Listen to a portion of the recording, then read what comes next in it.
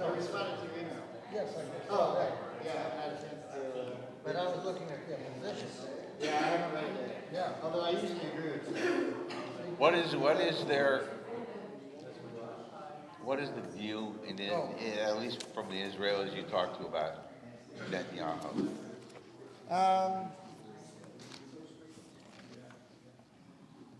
I think they blame him. But you know, he's got about 30% with him no matter what. Eerily like Trump. Yeah, but a lot less than here. A lot less than here. Okay, today's just the best and the brightest. The rain scares away the weak. Right. Well, Which actually is what I wanted to talk about today.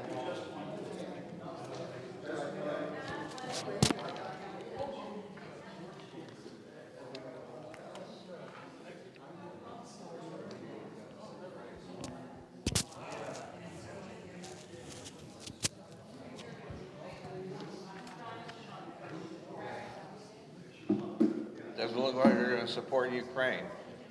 What? Doesn't look like Congress is supporting Ukraine.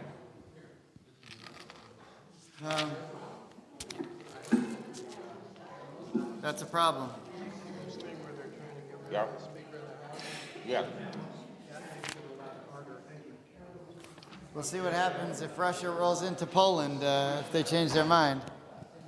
When Russia gets to the doorstep of France, maybe they'll change their mind again. Like history.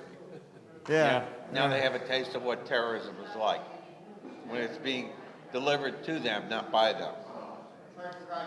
Huh? Don't cry for me.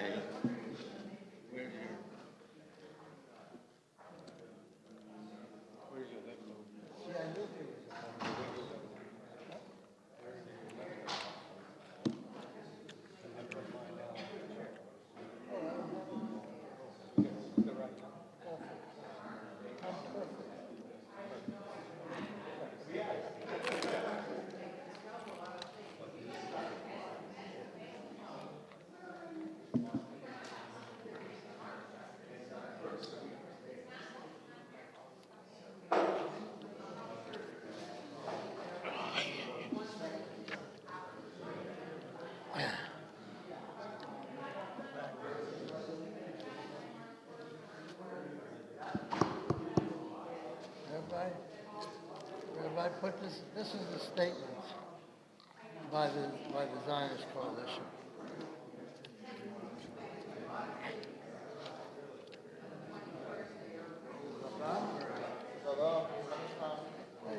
You'll see it later.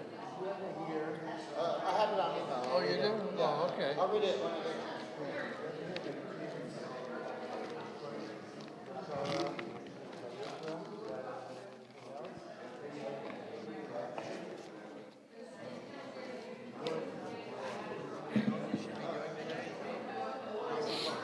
Noah. Today should be Noah. He said today should be Noah. Hey, Shabbat Shalom. My garage is flooded downstairs in the building. Thank you. And one of the elevators. All right, here we go. Stopped working. Thank you. A couple things. Thanks for not being scared from the weather. I mean, it is a It's little. not the weather we're afraid of. Yeah. So today is really the best and the most committed, which actually fits in with the Torah portion, as you'll see. Okay, here we go.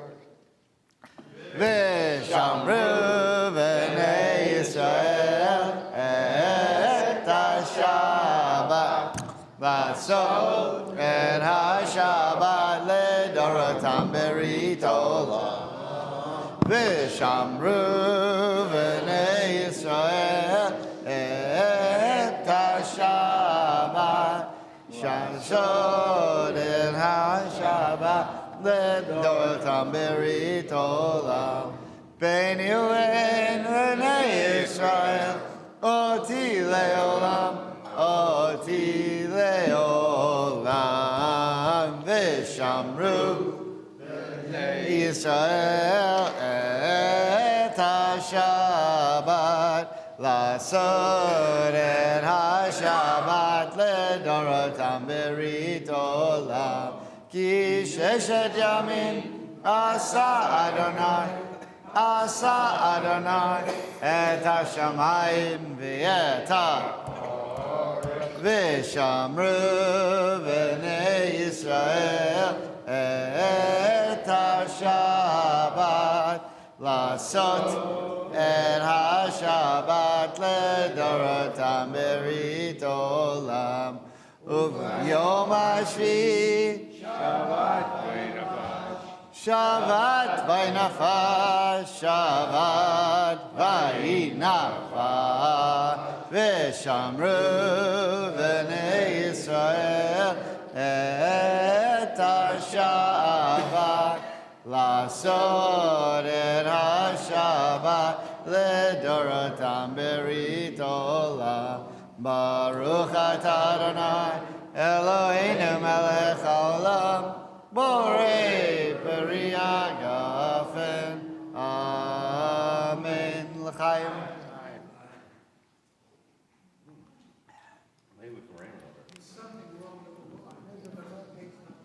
Never does. Okay, Torah study blessing. Baruch atah Adonai Eloheinu melech haolam, asher kitshanu b'mitzvotav v'tzivanu la'asok b'divrei Torah. Amen. Okay, so look, we've been praying for rain since Simchat Torah, so here you have it. If we get, yeah, right. So if only we could get to the end of Pesach, so we can start praying for dew again. Yeah.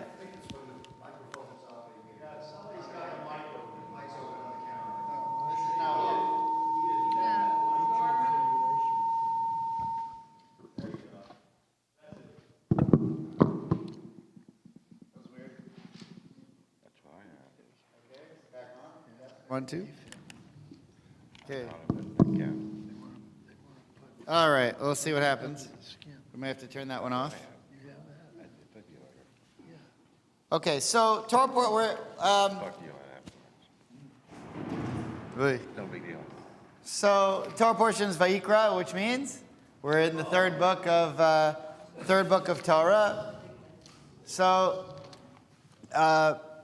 There's going to be lots of noise. The lights might go on and off, whatever. Or you have to focus a little harder. We can do it.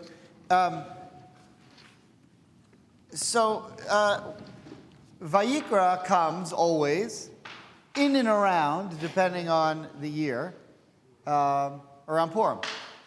And so, like we always do on these kinds of things, is we try to find what's the connection between the Torah portion and specific dates on the calendar. So tonight begins Purim. We have an amazing show tonight. If you're not RSVP'd, and you probably aren't, although you might be. Actually, the numbers are pretty good, but we're not going to get as many as we do for Rosh Hashanah. For whatever reason, certain holidays, they just never made it. They never had the, in Reform. In Israel, it was great, to see all the kids dressed up. And in the hotel we stayed at were a lot of refugees from the north. And they've basically built a world and a school and everything inside of the hotel. Some of them are in dumpy hotels in Tel Aviv. This group was not in a dumpy hotel. This group was fortunate in a beautiful hotel in Beersheba. But in the morning, we could see on the last day, all the kids were dressed up in their Purim costumes. It was really fun. So what is Purim in Israel this year? That's the question. And all the lectures, all the rabbis are talking about this year, are you allowed to have Purim, at least a normal Purim, not a much more subdued Purim, than, because there's a war, because of the hostages and so forth. And the answer might surprise you, which is a little bit of what I want to look at right now. And what is the point of Purim? But all that to say that there is a deep connection between Purim and the beginning of Leviticus. Okay, and it comes from one of the types of sacrifices that's the first one that's mentioned. Now, Leviticus is kind of boring, right? You know, we talk about kill this animal, kill it this way, kill it that way, throw the blood here, throw the blood there. And there's not a lot of narrative. It's more just do this, do that. This guy can get married, this guy can't, and so forth. But there are a number of different sacrifices, and it's worthwhile to know what the differences are. So, just to name a few, there's the Olah. Anyone ever heard of the Olah offering before? You know the word. What's Olah? What's an Oleh? Right. An Oleh, you know the word from Aliyah. To have an Aliyah means either to move to Israel, to go up to a more spiritual place, or to have an Aliyah over the Torah, to go up in holiness. Olah simply means going up. Olah. If you're walking up if you're getting on the bus, you say la'alot, or we're getting up the bus, or are we staying here and listening to another 20 minutes from this guide? Right. I asked that question a couple days ago. It also means hello in Miami. Hola, right. Hola, right. Yeah, so you guys, this should resonate. Where do you think the Spanish comes from? Right. Why do you think the H is silent? Right. So, why does the sacrifice go up? Because you burn it. And when you burn it, it rises towards God. That's the point of an Olah. Another sacrifice is called Asham. This is a lot of the graffiti you saw in Israel. Bibi Asham. What does Bibi Asham mean? Bibi's guilty. Asham is a guilt offering. This is written all over. I saw it all over the place. Asham means guilty, which means that you've done something wrong, and by offering the sacrifice, you're getting kapara. You're getting expiation. Yeah, Yom Kippur. You're being forgiven. Yeah, Asham nu. Nu is we. We are guilty. Very good. So that's another kind of sacrifice. And there are specific sins that go with Asham, and there are specific sins that go with another type of offering called chatat. A chet is a sin, right? Al chet shechatanu lefanecha. Al chet on the sin. Chet chatat. Chatat is a sin offering. So we have three so far. Ola, which we don't know what it is except it sounds Spanish.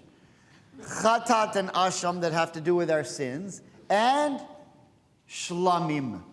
Shlamim, another word we know, shalom. A shlamim sacrifice would be a peace offering. When would you bring a peace offering? When you are in the mood to do something good or you want to give thanks for something. Then you would have a shlamim. Say, for example, your daughter's getting married. You want to give an extra offering because you're in a good mood. Shlamim. It's extra. You want to do it. And then there is another one, todah, which is also, you know, these are the easiest words they pick for these sacrifices. What's todah? Thank you. There are specific things that when you're thankful for them, you would give that offering. And a todah is a meal offering. That would be something that you'd give out of food as opposed to carbs, basically. Just don't let them rise. There's no chametz on the altar. And so all I've pointed out so far is there's different types of offerings. Two of them have to do with sins. Two of them have to do with giving thanksgiving. One of them has to do with you're in a good mood and you want to do something. And then there is the Olah. And the Olah is the sacrifice that we don't really know yet why we do it. All we know is you burn it and it goes up. The other ones you burn and go up too. But there's something more about this one, that it's burned in a different way or whatever. We don't know what it is yet. But when we read the first 4 verses of Leviticus, it's the first thing we're going to learn about. Okay, clear so far? Okay, that's all we need to know so far. All right, let's jump in. Norman, here we go. Chapter 1, see if you can find this. Chapter 1, verse 1. The Eternal One In Leviticus. Okay. called to Moses and spoke to him from the tent of meeting, saying, "Speak to the Israelite people and say to them, when any of you presents an offering of cattle to the Eternal, you shall choose your offering from the herd or from the flock. If your offering is a burnt offering from the herd, you shall make your offering a male without blemish. You shall bring it to the entrance of the tent of meeting for acceptance in your behalf before the Eternal. You shall lay a hand upon the head of the burnt offering, that it may be acceptable in your behalf, in expiation for you." Okay, so now you have to, in order to figure out what's going on here, there's a little bit of Hebrew that you have to pay attention to, not much. In verse 2, when a person from among you will bring an offering, it says, Adam ki yakriv mikem korban. When a person will bring from among you a korban. Have you ever heard the word korban? What's korban? Very simply, korban means then sacrifice. My Hebrew teacher, when I was in Ulpan in rabbinic school, she'd say, "Who wants to go first? Who wants to be the korban?" And then you have to get up and talk about something in Hebrew until she stopped her watch, which was tough when you're still learning Hebrew. Okay, so all I'm pointing out, that korban comes from the word karav. Karav means to come close. A korban is what brings you close to God. That's an offering. Karov in Hebrew means close, as opposed to rachok, which means far. Okay, karov. Now, so an offering in verse 2 is a karov, but when I go to verse 3, the first three words of verse 3 are im ola korbano. But if his korbano, his korban, if his offering is an ola, okay. Now, here's a really good translation from my translation here. If one's offering is an ola offering from the cattle, which means to say, we don't know what that means. What's an ola? So that's what we're trying to figure out. Now, we know what type of animal it needs to be because the Torah tells us. It should be a perfect male, meaning a male with no blemish. And you bring it to the entrance of the tent of meeting. The priest will, or the person who's bringing it puts his hands on it. And then you're going to hand it over to the priest, who's going to slice and dice it. And put it on the thing for you. And look what will happen to atone for him. Now, here's my problem. We have two other sacrifices, the chatat, right? Al chet shachatanu, on the sins that we've sinned before you. And the asham, ashamnu, right? You know those words from the High Holy Day liturgy. Your sins are, if you've sinned, you bring a chatat or an asham. An ola is something we don't even know what it is. But what we just learned at the end of verse 4 is that it also atones for something. But the question is, well, what does it atone for? Because I know that all of the sins are explained. Okay, so what's the difference? A chatat is for a sin you've done by accident. Okay, so let's say you forgot to put on tefillin one morning, or if you're not a traditional Jew and you forgot to put on tefillin like for your whole life. Most of it. So I forgot to do. Okay, but let's say or like here's something else you could do by accident. Say you're someone who keeps Shabbat. Let's just say you don't eat bread on Pesach. Say that's something you don't do. I mean, try to bring it down to something Reformed people might actually try and find a mitzvah that we actually follow. say we don't eat bread on Pesach, and you're over a friend's house who's not Jewish, and they offer you a sandwich, and you take a... I just forgot it's Pesach. And you take a bite by accident. Okay, you did it by accident. It's still a sin. You can't say it's not a sin. It's a sin. But there's two types of sins. There's shkaga, and there's mazid. Shkaga means something you did by accident. Mazid means you did it on purpose. So you did it by accident. It's still a sin. In ancient times, even when you did a sin by accident, you still needed to bring a sacrifice to recover from it. If you did it on purpose, you weren't allowed to bring a sacrifice for it because you did it on purpose. It's unforgivable. I mean, you could get forgiven, but there's a different way. This sacrifice is significant. I mean, if you have a couple of cows or a steer, and that steer is the source of producing more animals, such an offering is a very significant... Exactly. So for the folks at home, the comment was, to have to offer a sacrifice costs you a lot of money. Today, if it were a weekday and you walk by a Chabad guy and he says, hey, did you put on tefillin today? And you said, no. And he said, well, the sun's about to go down. This is your last chance. I'm good. Okay. That'll be $750. You say, you know what? Fork it over. But we don't have that anymore because we don't have to bring sacrifices to forgive our sins. So now we could just say, I'm sorry. Free. Repentance is free. Right? So it cost you a lot, but we don't have the system anymore. It becomes a lot more subtle because, excuse me. I don't know if it's worth back for, but it's a lot more subtle today than it was when they wrote Leviticus, because today, didn't we replace the sacrifices with prayer? Yeah. All the sacrifices are replaced with prayer. But that's because the temple was destroyed. When the temples were built, we'll go back to sacrifice. But you won't have to worry about this because the evil inclination will be removed and we won't sin anymore.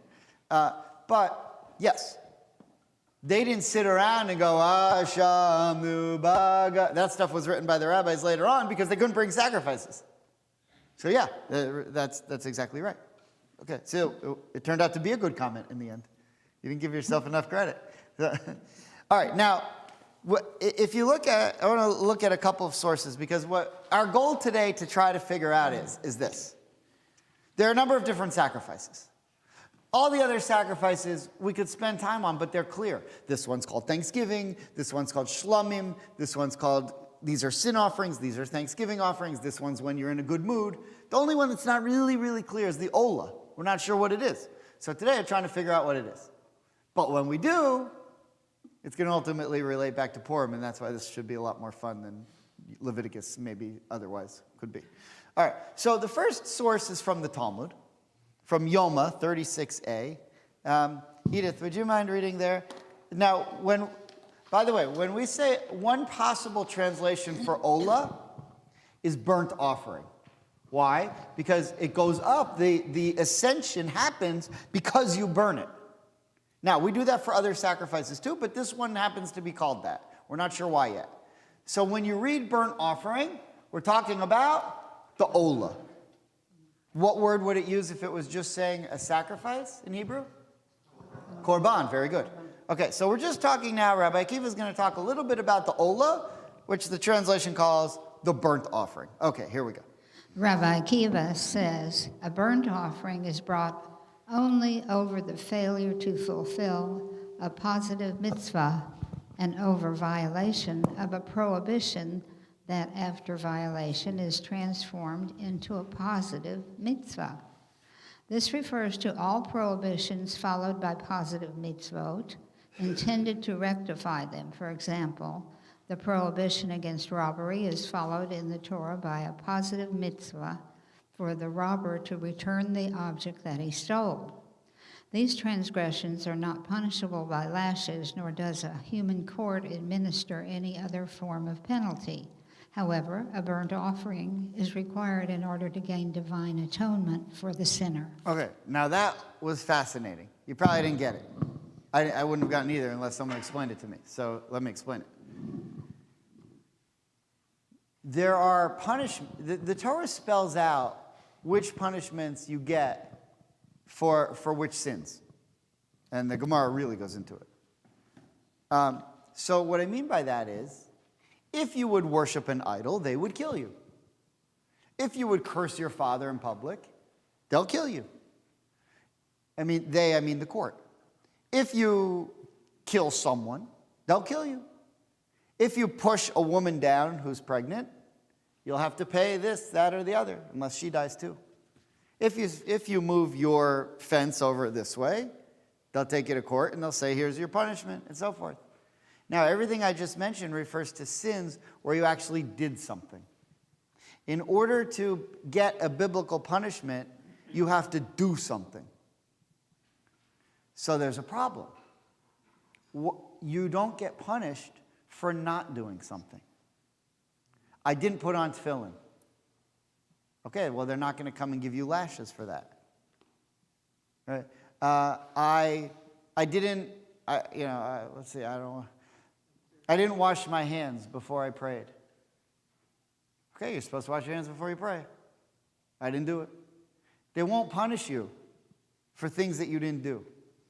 Now, the good thing about a punishment is it also comes with forgiveness. So if I harm someone, and the court says, okay, you got to do two things. You got to apologize to this guy, and then you got to pay for him what you damaged, and then you got to pay any medical costs he has. And here's all the things you have to pay, and here's more money you have to pay as your punishment. Okay, so I write a check to this guy. Here you go. I'm forgiven. I'm forgiven by the court. I'm forgiven by that guy, and I'm forgiven by God, and I can go on. But if I don't put on tefillin, if I don't say the motzi if I don't do something, I don't get punished. But I also am not forgiven, and I still have that hanging over me. Clear so far? So what Rabbi Akiva is saying is, comes the Ola, another sacrifice. See, I've been in Israel for 4 days, so I'm already speaking like the Orthodox. This is how comes the Ola. It's fun. It's fun. They have like their own language. It's similar to English, but it comes out. All right. So now there's this new sacrifice called the Ola, which can help you get rid of that guilt that's hanging over your head for something you didn't do but you should have. Clear so far? That's Rabbi Akiva's view. Okay, Maimonides, the second source, the Rambam, Hilchot Maaseh Korbanot, which means, Maaseh HaKorbanot means the procedure for how to do sacrifices. And in the Mishnah Torah, Maimonides is saying, well, here's what you do. Okay, Ed? He should place both his hands between its two horns and recite the appropriate confession. For a sin offering, the sin which warrants a sin offering, and for a guilt offering, the sin which warrants a guilt offering. Okay, so what Maimonides says there is, let's say you're bringing the two other types of sin offerings. Remember, they're called chatat and asham, which just means guilt and like a chait is like something you missed the mark. It actually refers transgression. Yeah, transgression, but like you didn't do it on purpose. You know, you wouldn't have. It's not something you feel bad about it. You didn't intend to do it. You did it. Okay. So what it says is, if you're bringing a sin offering, you have to confess the sin that you did. And if you're bringing a guilt offering, you have to confess for what you're guilty for. But now he says, for a burnt offering and for the Ola, if you're bringing an Ola, what do? Okay, Ed? For a burnt offering, he confesses the sin of negating the observance of a positive commandment or of a negative commandment that can be corrected by the observance of a positive commandment. Okay, so he should have put on tefillin and he didn't, right? Okay, so there's no other way to get out of that because there's no punishment for it. Now, the second thing is, if I steal money, that's a sin and I'll get punished for it. But it's also a mitzvah, a positive mitzvah, to then give what you stole, to give that money back. Now, let's say I've taken my punishment, and they give me the lashes, I stole, 50 cents from someone, the court lashed me, fine. But I haven't given the 50 cents back yet. They can't punish me again for that. But if I don't do it, I'm not going to get punished, but I'm still guilty. I can bring an Ola, and I still have to give that money back. But even after once I've given the money back, I can do the Ola. Yeah. Yeah, it's buzzing for some reason. Is there a difference between... I'll repeat the question. Go ahead, I'll repeat. Is there a difference between transgressing against one of God's commandments versus... A rabbinic? Not observing Shabbat versus committing a crime, a transgression against your neighbor, taking his cow? Well, okay, so... Oh, no. So I thought you were going to ask something else. This is interesting. So there's two types of mitzvahs. There's mitzvahs against God, and there's mitzvahs against other people. Yeah. Right? So it's a mitzvah to keep Shabbat. That's between you and God. It's a mitzvah to give tzedakah. That's between you and other people. They're both... There's no difference. The difference comes in mitzvahs that are commanded by the Torah compared to decrees that were decreed by the rabbis in the Talmud. The ones in the Torah are much more serious. You can't get the death penalty for committing something that the rabbis came up with in the Talmud. So blowing the shofar on Shabbat. If Rosh Hashanah falls on Shabbat, you're not supposed to blow the shofar. The rabbis came up with that later. If you do that, maybe they'll give you lashes or something, but they can't kill you. On the other hand, on Shabbat, if you make a fire, that's in the Torah. That's Torah breaking Shabbat. Although actually, that's not necessarily true. Let's say you kill someone. That's for sure. Shabbat's a kind of a tricky issue. All right, one more commentary. Look what Nachmanides says, the third source on the sheet. Ed, do you still have a mic? Or not? Annabelle, would you mind reading the Ramban, I have seen? I have seen in the Agada, in Vayikra Rabbah. Right, so I have seen in the Agada and Vayikra Rabbah means I read a midrash. You read a midrash? Okay.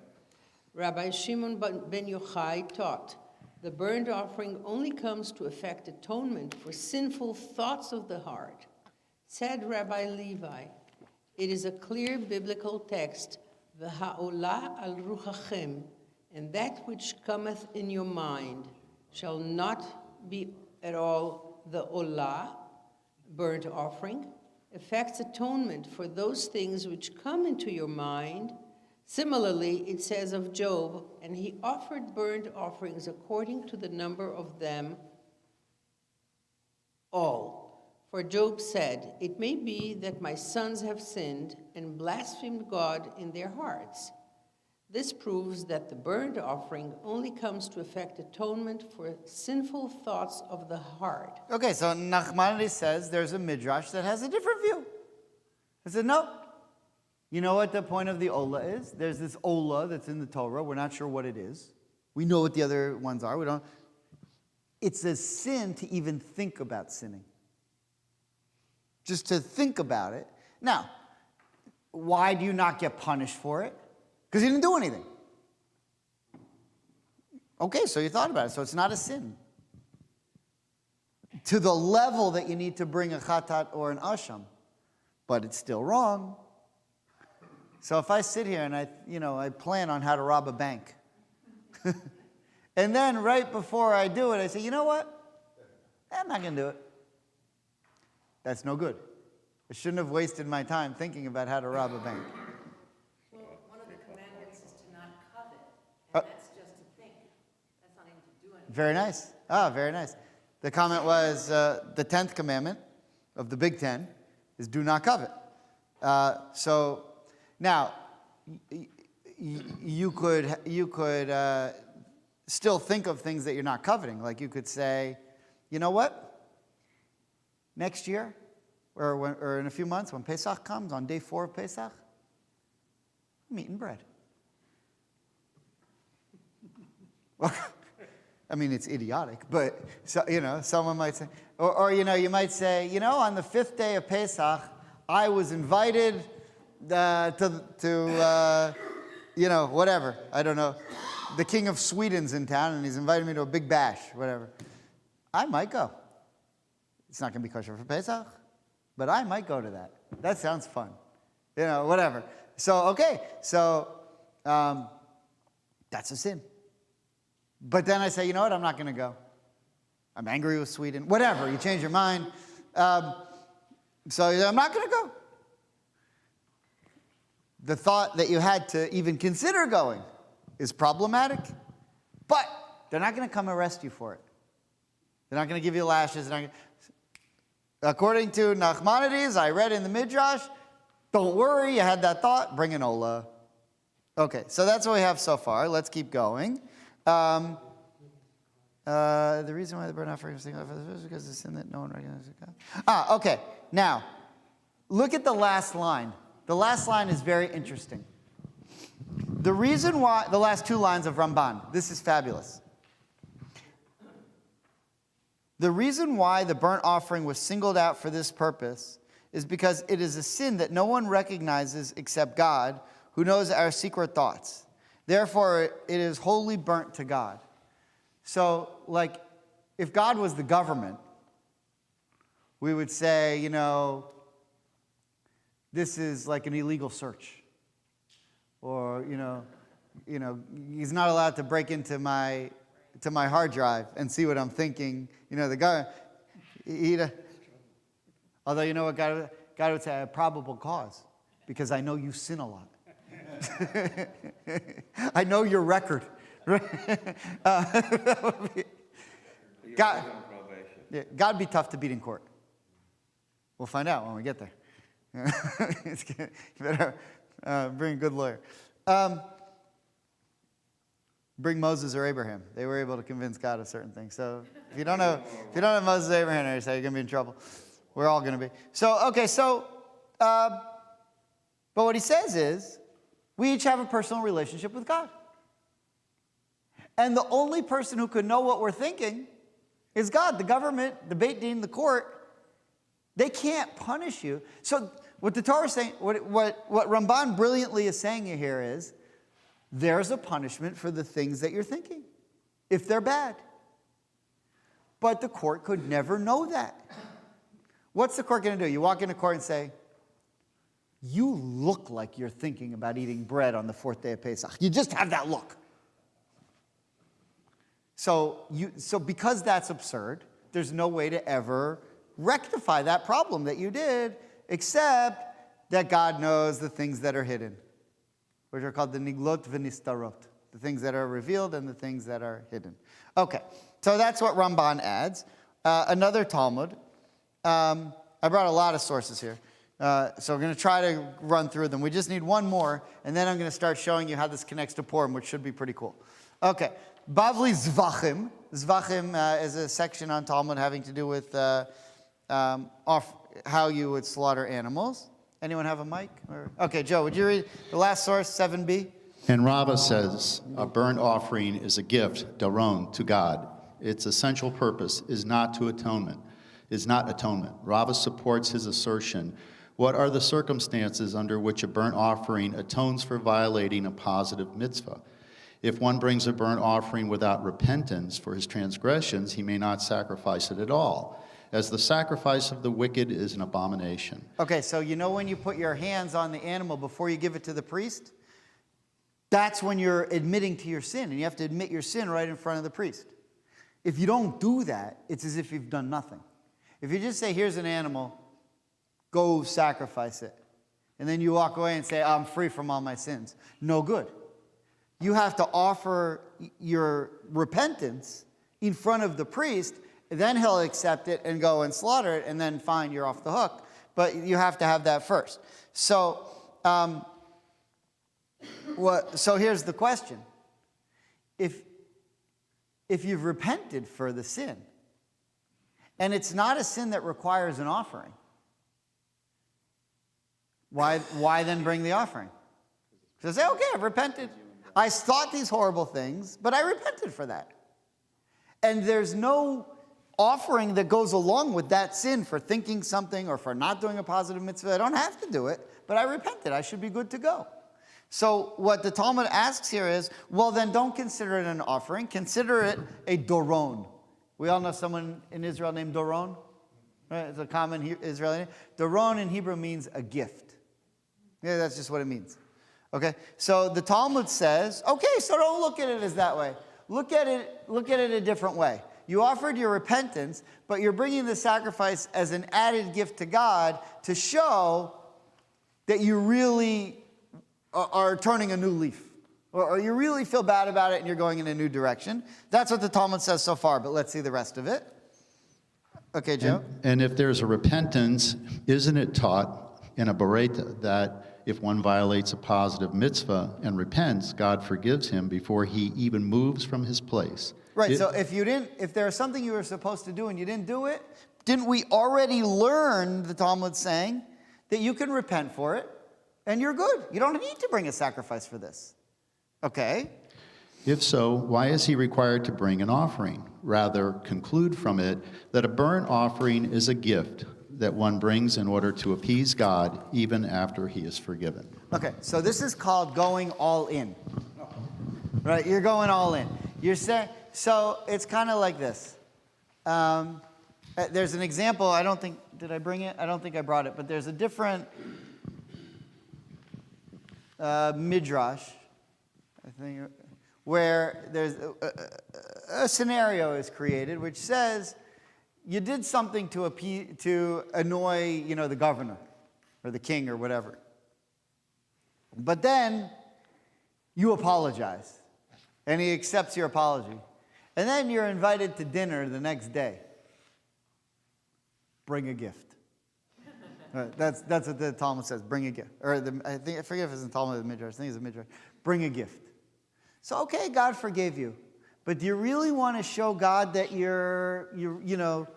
want to go the extra mile, that you're all in? That's the Ola. That's the point of the Ola. Okay, that's what we have so far. Now let's skip. We have 17 minutes. Let's take a look at Purim. Okay. In the beginning, that's a different book of the Torah. In the beginning of the story of Esther, Achashverosh has a problem that Vashti won't come out and dance in front of all at his party. And he's got to figure out what to do. So he goes to his advisors. Sound familiar? Yeah. All right. By the way, the play that we're doing tonight for Purim, it's going to be great. So if you weren't planning on going to Purim, you should come. It's going to be a lot of fun tonight. So once Achashverosh realizes he has a problem, he consults with his advisors. Who are his advisors? Okay, so if you look now, Esther chapter 1, verse 14, they tell you his closest advisors. Okay, John, would you mind reading there? His closest advisors. His closest advisors were Karshena, Shethar, Admatha, Tarshish, Meres, Marsena, and Memucan, the 7 ministers of Persia and the United States government who had access to the royal presence and occupied the first place in the kingdom. Okay, now the rabbis see this verse and start cracking up. They say, that's their names? Really? Those are their names? Ironic that each of those names has something to do with the sacrifices in Leviticus. Each one of those Hebrew words has a connection to one of the sacrifices in Leviticus. And the rabbis looked at this and say, do you realize that this holiday comes out every time when we read Leviticus? And you think we manipulated that? Haman's the one who threw the dice and picked the date. We didn't pick the date. Right? What is Purim? What does the word Purim mean? Lots. He drew lots to pick a date. This is the date he came up with. The date he came up with was on when we start reading Leviticus. Now, who wrote the Megillah? Who wrote the Megillah of Esther, according to tradition? Mordechai. So Mordechai probably knew their names. But he said, when I put their names, I'm writing a code here.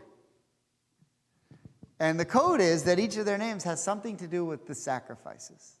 Clear so far? So the Talmud then comes and explains them. Now, what's great about Purim, why Purim is one of the most fascinating holidays, is because we know so much about it. Because it happened in a biblical period. And that means that there's a whole book about it. Hanukkah happened after the biblical period, and there's no book about it. Hanukkah is not even in the Bible. Right? It happened after the Bible. It's barely in the Talmud. There's 2 pages in the Talmud about it. Purim has an entire tractate called Megillah all about it. So there's so much we know about it.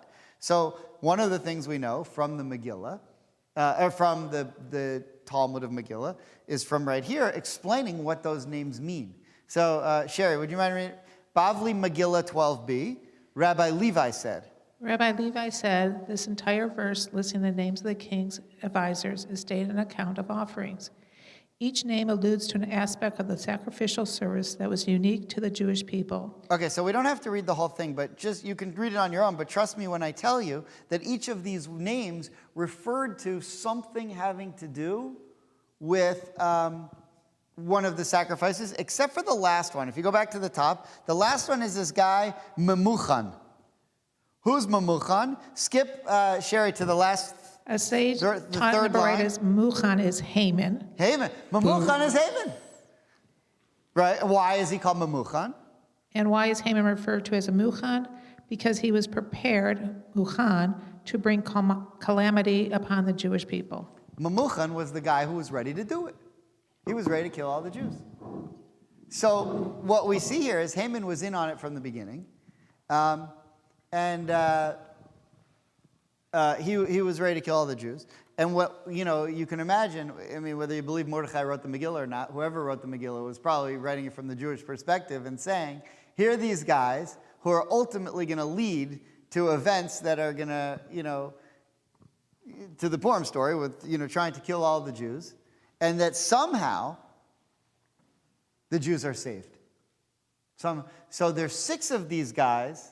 How many? Wait, 1, 2, 3, 4, 5. Yeah, 6 of these guys who represent sacrifices that the Jews do, and one of them represents wanting to kill all of the Jews. Well, how do you get out of something really bad happening to you? You do all the sacrifices, which korban bring you closer to God, who then protects you. Clear so far? Okay, so all I'm saying so far is that someone, when they were writing the Megillah, in chapter 1, verse 14, made a reference in the Megillah to sacrifices that we learn about in the Torah portion that comes out at the same time that we have Purim. Okay. Now, Rashi Rashi also wrote a commentary on the entire Talmud, not just the Tanakh. And so, in fact, even more so, to try to read the Talmud without Rashi is almost pointless. You'd almost rather even not do it, because there were things that you would miss that you would have no clue. And by the way, why? What's so great about Rashi? Because Rashi lived right as the Crusades were beginning. And he's one of the only people who we have the pre-Crusade knowledge, because the Crusaders, destroyed all the books. So there is really the main connector between pre-Crusade knowledge and post-Crusade Torah understanding. And so he gives us stuff that probably in Rashi's day everybody knew, but nobody else recorded. Okay. Okay, so look what Rashi says. Ian, would you mind reading Rashi on Megillah 12b? This entire verse is stated on account of offerings. The next, karov, to him, is an expression of offering a sacrifice Hakravat Korban. The ministering angels mentioned before the Holy One, blessed be he, the offerings that Israel brought before him so as to take vengeance upon Vashti for them, and that Esther should come and rule in her stead. Okay, so here's the comparison. There's this thing hanging over the Jews, which is that Haman has tremendous influence on the king. He's one of his closest advisors, he's also the richest. Haman was richer than Achashverosh, according to the Talmud. We taught that class. That was a lunch and learn. Where did Haman's money come from? Very interesting class. And you know, why was Achashverosh, according to not the Talmud, according to the scroll of Esther, what did Haman say to Achashverosh to get him to allow him to kill all the Jews? I'll pay you for each one. That's in the Megillah. This is how much money I'm going to give you for each one. Achashverosh said, have at it. Right? If I'm going to get paid, why not? I don't like them anyway. And he didn't. So what's hanging over the Jews is that there's this decree that's coming. And he threw the lots and he said, this day in the future is when all the Jews are going to be killed. So Mordecai and Esther realize they have some time, so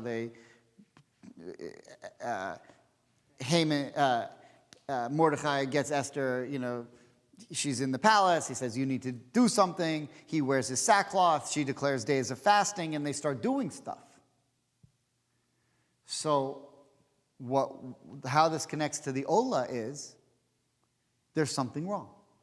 There's something hanging over us. There's something that's bothering us. There's something that God knows about. No one else knows about it, but God knows about it, and it's bothering us. And if we don't do something about it, it's not going to get rectified. So it can bring a sacrifice, and which is really not so much a sacrifice, but it's more like of a gift. And then I show God, and then I'll be okay. And what's being alluded to here is that there's something like that sin. There's something weighing down on the Jews. But there is a way to get out of it. And the way to get out of it is the Ola. Some sort of gift you can bring to God that he would then forgive you. And the point of that is the Ola goes up to God and it's a korban. It gets you closer to God. Karev. Okay, so that's the idea. Now, ultimately, we know what happens. You know the story. If you don't know the story, you can come tonight. We have a skit. You can see. It will be Joe, and we'll have Hamantashen and so forth. But you probably know the story. So the story is that ultimately they defeat Haman and kill his 10 sons, and then they go out and they have a killing spree, and they go out and kill all the people who are associated with them. You know what was fascinating? I don't want to really get into it right now because I need a lot more time to explain it. But on Wednesday, I was at the scene of the Nova massacre, and I honestly can't put into words the emotions. Now, I've been on the March of Living 3 times. I mean, I've been to Auschwitz 3 times. I've been to Majdanek. I've been to Treblinka. I've been to the Warsaw Ghetto. I've been to some really, the worst places on the planet. This is something different. So I can't really even explain. It's going to take me a while to process what it was like. But where Nova is very close to Gaza. We could see Gaza from there. And so it's really quiet. And people are just walking around, although there's some groups praying. There's a group of yeshiva boys who were singing. It was really powerful. And it was really windy. It was like the wind was like singing to you. In fact, one of the women on the trip wrote a poem about the wind. It was profound. I didn't think it was good as she did. But I'm not into poetry, so it doesn't matter. But the wind was really powerful. It was like it was speaking to you. And so you're walking around, and it's very peaceful because it's just a field. And people are... And every maybe 10 minutes or so, you hear a shell from the Israeli military fortification into Gaza. And if you've never heard a shell before, it is so loud. And the contrast between the complete silence and that boom. That's you with the mic, just so you know. Yeah, yeah, that's you. Okay. No. Yeah. No rush. Okay. Yeah. No, it wasn't. That was you. It was just it was just stark. I mean, it was just incredible.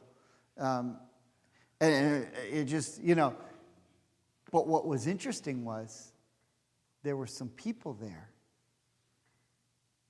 who, when they heard the shell going over, they were clapping.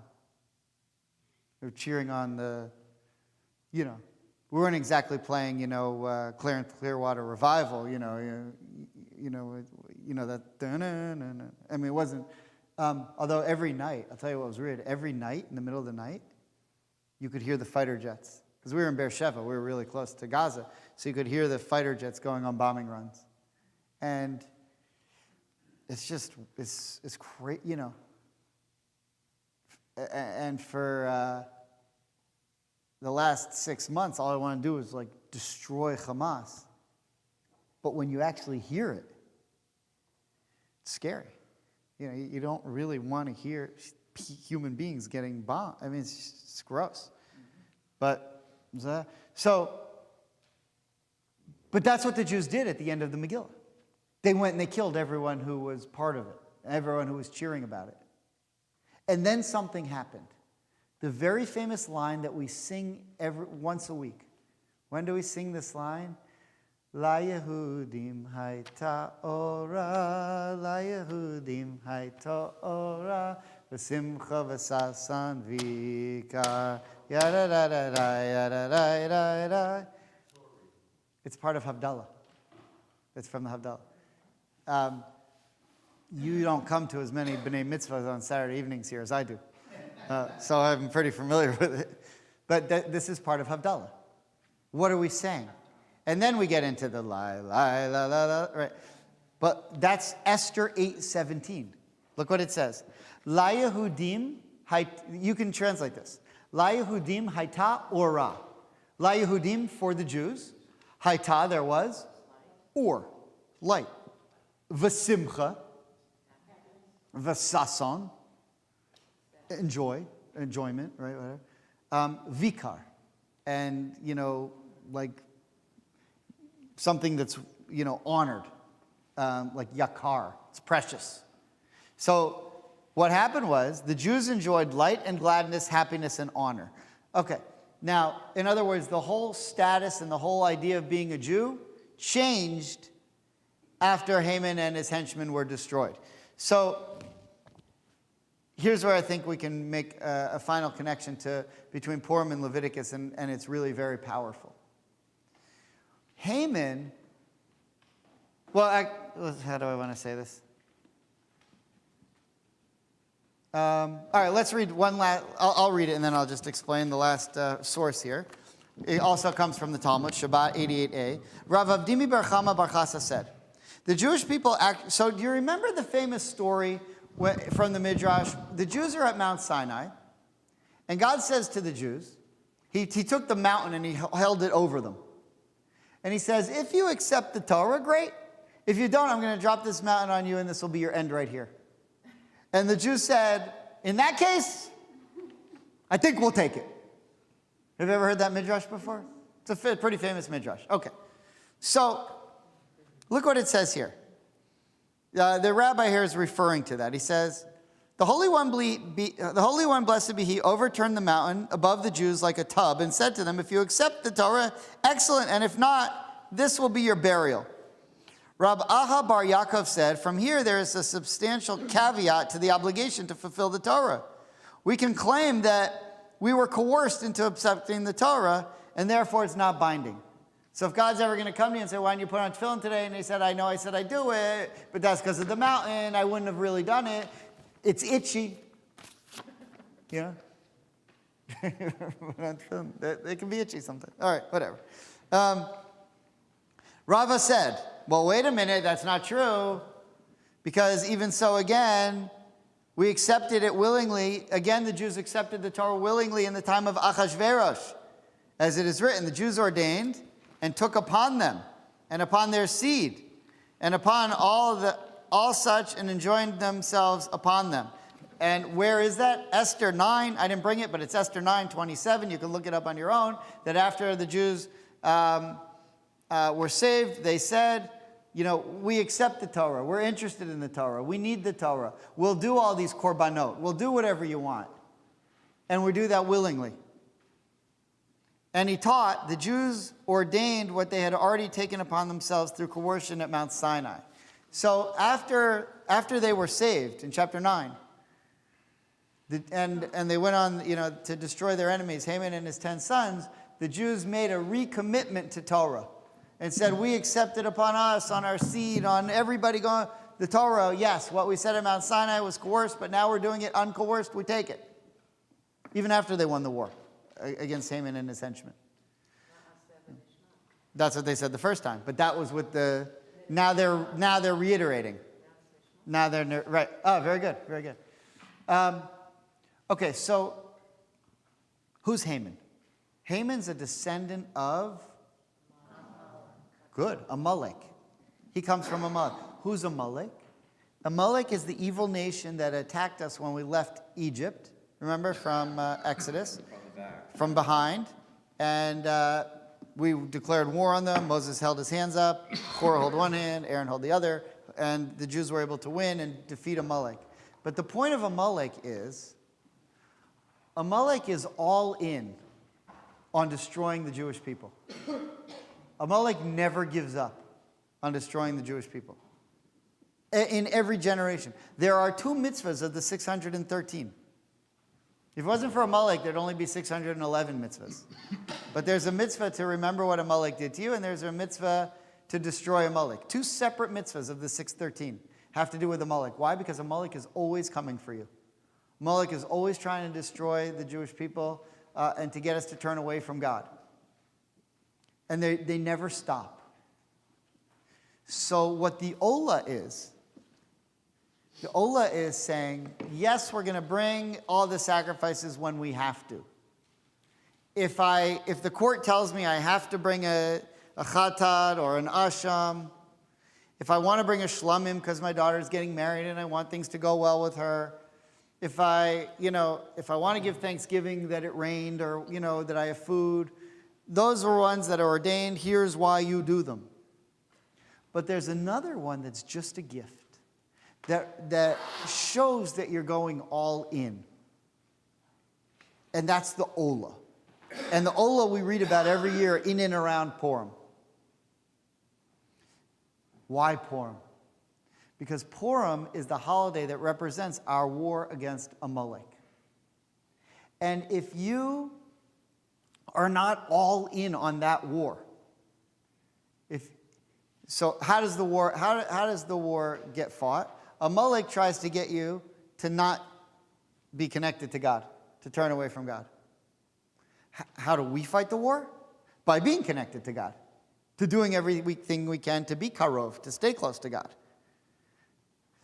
Well, they're all in. How do we go all in? We have something called the Ola. The Ola is how we go all in. So here's how we answer this year the question of, in a time of war, when the hostages are still in Gaza, like 170 days now, I don't know the exact number, but something like 170, when anti-Semitism is on the rise all over the world,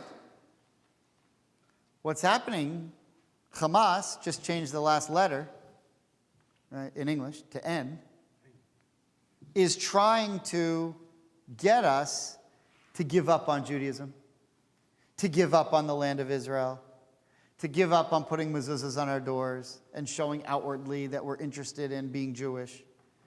Kids on college campuses are intimidating kids to take down their mezuzahs from their dorm rooms, to not go to Jewish fraternities, to not wear their chai necklaces or Jewish stars or kippot or whatever.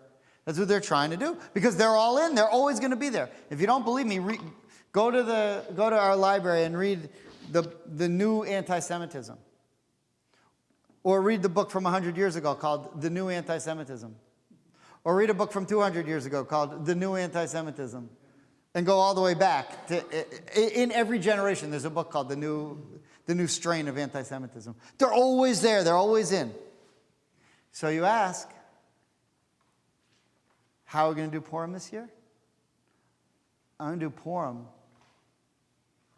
more grand than ever before. With more joy, with more purpose, with more all in, to show our enemies, you think you're all in and you can defeat us? There's only one way that you can't. We're going to be all in too. And we're going to do Purim this year like you've never seen it, to show them how committed we are to our tradition, and that they'll never, never be able to dislodge us from that. You would think after 3,800 years of trying, they would give up. They're trying now more than ever. And so just like Jews of the last 3,800 years have showed them, we'll show them too. Do you know recently there was a donation made to Yad Vashem of a grogger that was made in one of the concentration camps?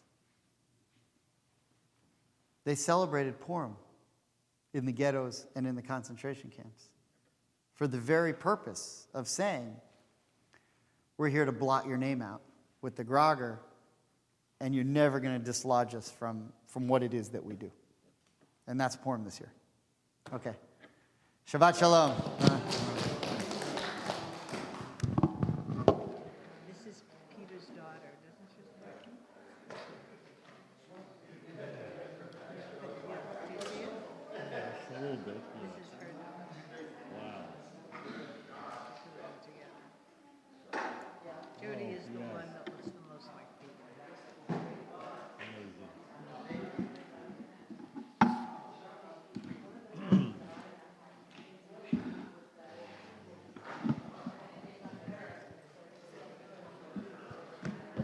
Bring this up.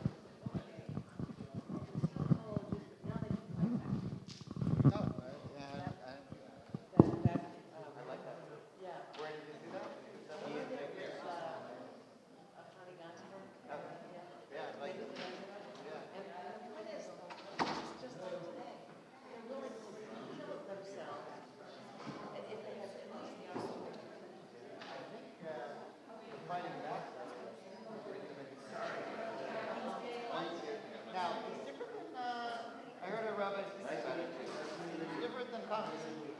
Hanukkah was trying to get away from the they weren't there, you know. At the party that the Jews were at the beginning, they wanted to make sure that there was special worship. Even though they were there celebrating with Haman and Achashverosh along at the party, they wanted to make sure the wine was kosher, which is totally different than Hanukkah time. Yeah, that's in the car. That was the point. That was the point of the party at the beginning of what the point of the party was that Jeremiah made according to Gemara, Jeremiah made a declaration that the Jews are going to go free after 7 years from 586. So now 7 years had elapsed, and the Jews were still not free. So the Jews wanted to celebrate that. That was the point of the party. So he brought out, until then he was afraid to mock the Jews. He wanted to mock the Jews, but he was afraid to. But now that he's not, so the Talmud explains how he did the calculation. And he was like only like a year off. And a year later, they do go free. And but that's why only then was he having this big party, and he brought out the vessels from the Holy Temple to mock the Jews, and a year later the Jews did go free. He was Achashverosh was evil, but he became a useful idiot because Esther and Achashverosh had a son together, who was Darius. And when Achashverosh died, when Darius was 7 years old, he died 7 years later, which is like an interesting number. And Darius then annulled the decree, so now the Jews could go back. And that's when he gave them money, and they all went back. And whose money did he give? All the money that Haman paid Achashverosh, Achashverosh gave that money to Esther, like in the Megillah. Esther gave that money to Darius to use to build the second temple. So ultimately, it was king's money that we used to build the second temple. And it was Pharaoh's money we used to build the first temple. And it was the German money we used to build the state of Israel with the reparations. That's different money.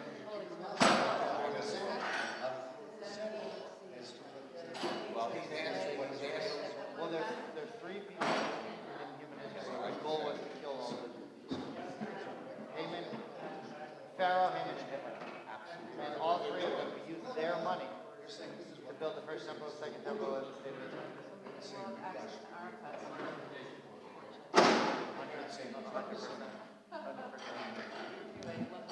Thank you. My pleasure. Chairman.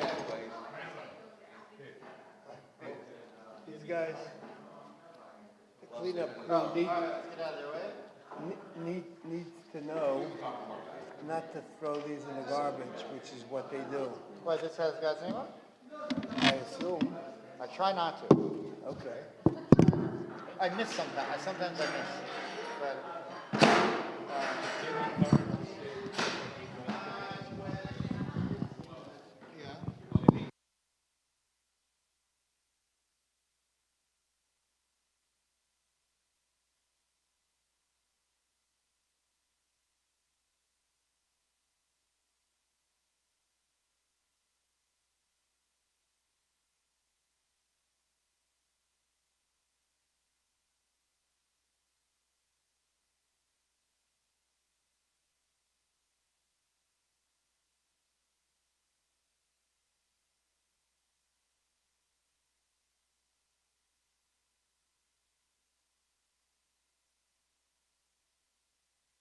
Con esa. Gringo. No, a lizard?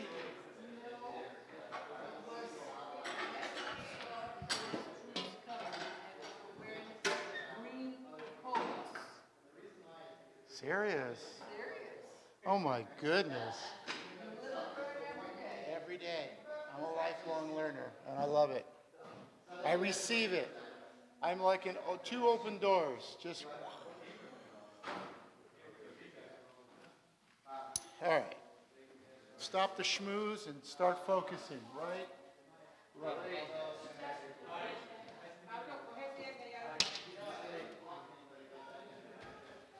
Okay. Yeah, let's bring this way. Last week I taken a picture. So Good man.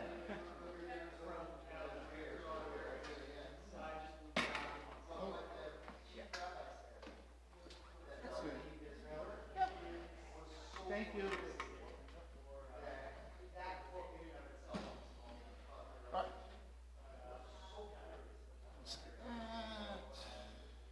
Okay, so, senor, so this is this. And that comes out of this and goes into this. So I don't know what's happening. I guess there's two of them. Oh, I see. I see.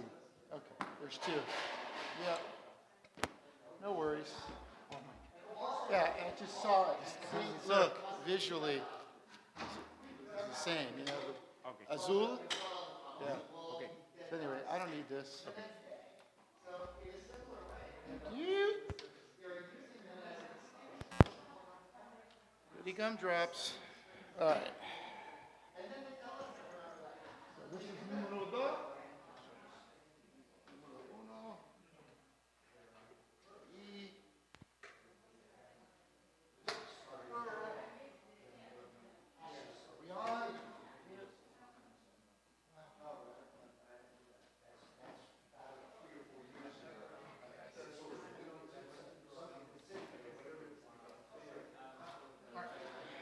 let's see what happens.